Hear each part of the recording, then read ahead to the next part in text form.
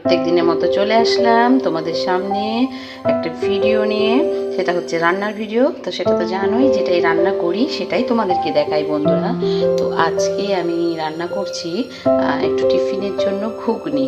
তো একটু গলার আওয়াজটা আজকে একটু অন্যরকম আছে, কিছু কিছু মনে করবে না। যেহেতু একটু গলাটায় ঠান্ডা লেগেছে, একটু বসে আছে, তো অ্যাডজাস্ট করে নিও বন্ধুরা। তো দেখো এখানে আমি তেল গরম করতে দিয়ে দিয়েছি। এখানে কিন্তু আমি মটর, আলু, হলুদ, লবণ দিয়ে সেদ্ধ করে রেখেছি। এখানে সব বাটা মশলা রেডি আছে। এর মধ্যে আছে কাঁচা পাকা লঙ্কা বাটা, ধনের গুঁড়ো, জিরের গুঁড়ো, একটু পেঁয়াজ আর আদা রসুন বাটা, সব একসাথে বাটা মশলা। তো এখন তেলের মধ্যে দেখো বন্ধুরা, আমি কিন্তু জিরেটা ফোড়ন দিয়ে দেবো।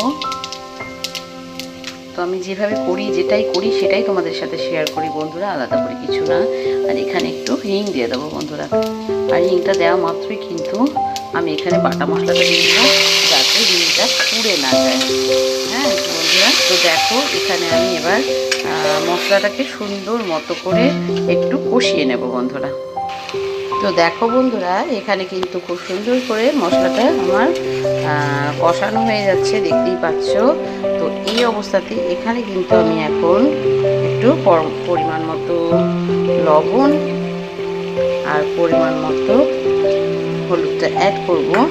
আর সাথে আমি একদম অল্প করে একটু মিষ্টি দিয়ে দেবো, যাতে একটু ব্যালেন্স হয় বন্ধুরা। তো যার মন হবে সে দেবে, না মন হবে একদমই দেবে না।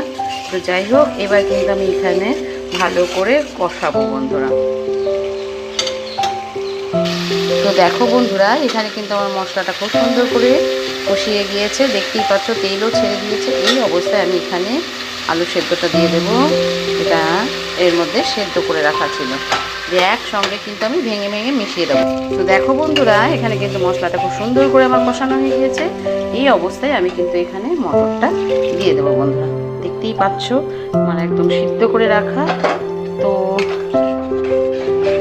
এবার কিন্তু আর বেশিক্ষণ টাইম আমার লাগবে না, জাস্ট একটু ফুটানো অবধি আমার টাইম, ফুটে গেলেই কিন্তু আমার রান্নাটা একদম কমপ্লিট। ঘুগনিটা কিন্তু খুব শর্টের একটা রান্না, তো সেই কারণে বলবো এটা চটপট হয়ে যায়।